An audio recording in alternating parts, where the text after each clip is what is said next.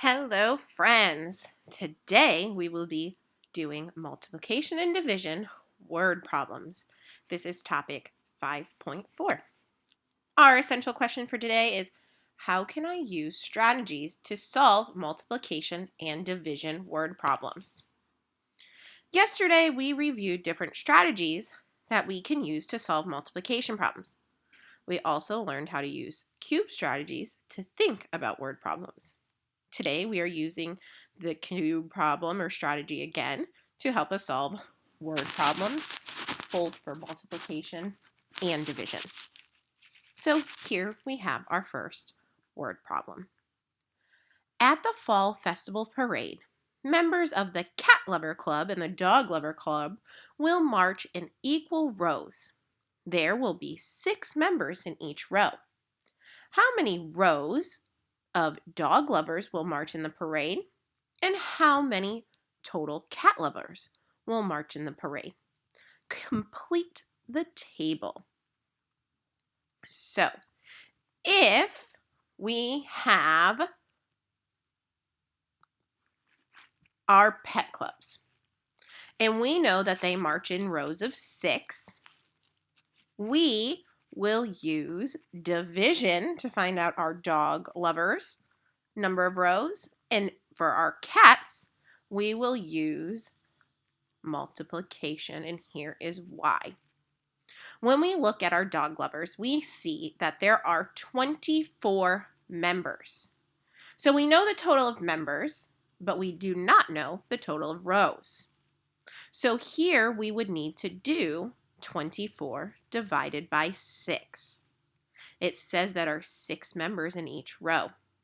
So if I do 24 divided by 6, I know that the dog lovers will have 4 rows in the parade.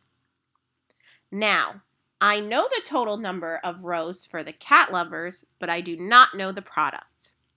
Well, again, if I have 5 rows, and I know that each row contains 6 members, here I will do 5 times 6 to get my product. So, I will do 5, 10, 15, 20, 25, 30. The total of number of cat lover participants is 30. The total number of dog lover participants is 24. The dog lovers take up 4 rows in the parade, and the cat lovers take up 5. When we are using our cube method, remember, you circle keywords, underline the question, box the math action words, evaluate what do I need to do to solve this, and then draw your solution. So when we read our problem, we see that Gina has 45 hats. She is packing them by putting 9 hats in each of several boxes. How many boxes will she fill? So let's walk through our cube method or strategy to solve this problem. So the first thing I circle is I have 45 hats in total and 9 hats in each box. Sorry, this is supposed to be over here. The question that is being asked are how many boxes will be filled? Well, we know that she is putting 9 in each box. So when we do this, we have a total of 42 hats. 9 hats go in each box. So we know that this is a division problem. So we have 45 divided by something. The something is how many boxes, equals 9. 9 is the amount of hats in each. So when we begin to draw a box with 9 hats in each, we will see how many hats we need. So our first box has 9. Our second box has 9. Our third box has 9. And we are slowly working our way up to 45. So we have 9, 18, 27, 36, and then we have 45. So in this case, we filled one box up at a time with 9 hats and continued until we got to our total. In this problem, we filled a total of 5 boxes. We can think about the problems in other ways as well. We can do 45 divided by something equals 9. There are 5 groups of 9. We can also think of it as 45 divided by 5 equals 9. We can also use related multiplication facts. If we know our 9's facts right away, we could do 9 times 5 equals 45. Or we could have thought about how there are 9 hats. How many are missing? Or there are 9 hats. How many boxes do we need? Gina can divide the hats into 9 hats in each box, giving us a total of 5.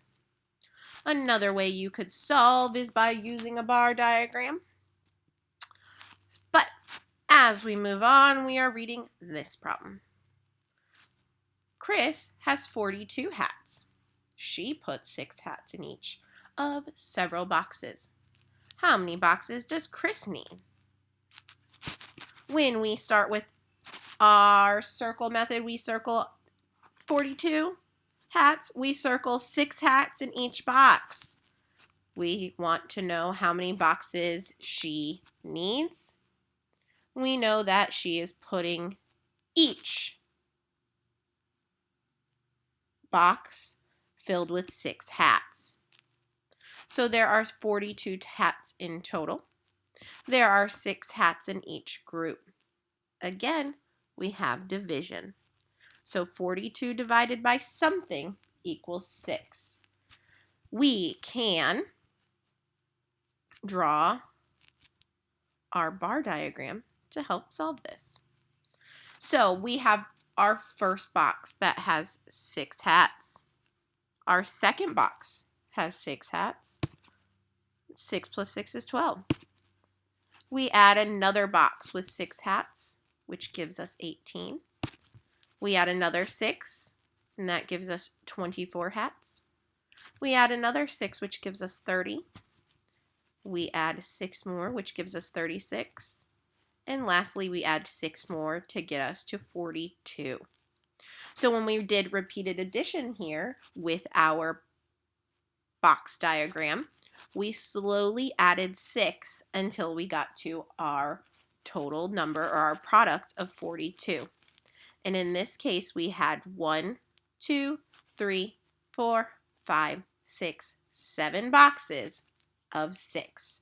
So Chris needed 7 boxes. Let's try this strategy together. A checkerboard has 64 squares, and it has 8 rows. How many columns does it have?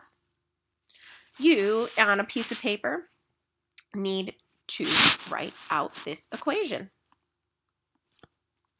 Again, you can use repeated addition and add 8 multiple times until you get to 64. Or you could draw a bar with 64 and draw 8 in each until you have the total number. I'm going to have you pause and try it on your own.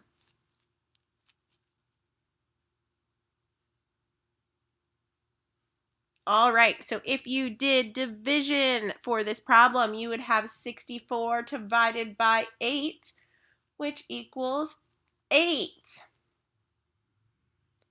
So you should have had 8 boxes, or 8 rows, and each column has 8.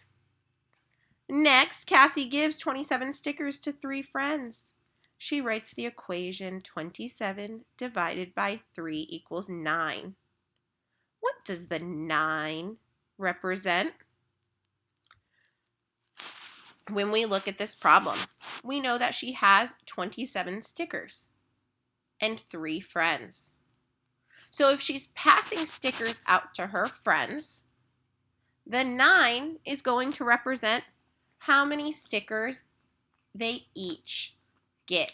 So her first friend gets 9 stickers, her second friend gets 9 stickers, and her third friend also gets 9 stickers. So each of the 3 friends gets 9. So when you are practicing today, please use your different strategies. Please use paper and pencil to write these out. Always, always, always show your work when you're solving your math problems. So go ahead and do your practice pages.